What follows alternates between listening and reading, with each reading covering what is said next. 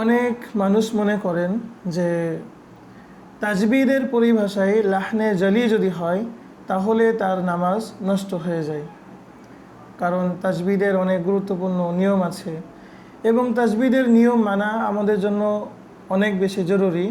কারণ তাজবিদের সব নিয়ম যদি মানা না হয় তাহলে কোরআনে কারিম খুব ভালোভাবে শুদ্ধভাবে পড়া সম্ভব হয় না।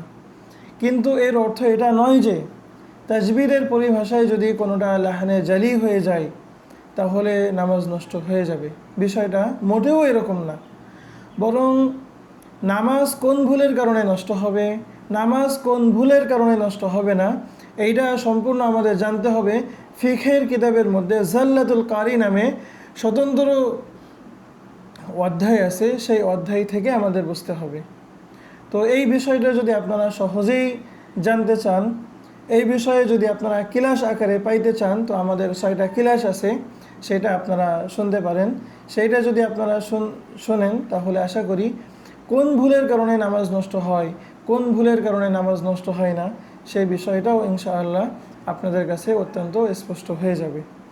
আর আমরা সেই 6টা ক্লাসের আবার সারসংক্ষেপ তৈরি করেছি।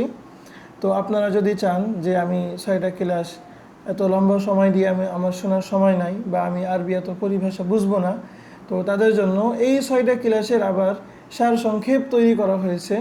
তো নিচে লিঙ্ক দেওয়া থাকবে, ইউটিউব প্লে লিস্টের লিঙ্ক। তো একটা লিঙ্কে যদি আপনি ক্লিক করেন তাহলে আপনি সবগুলো ভিডিও ইনশাআল্লাহ পেয়ে যাবেন।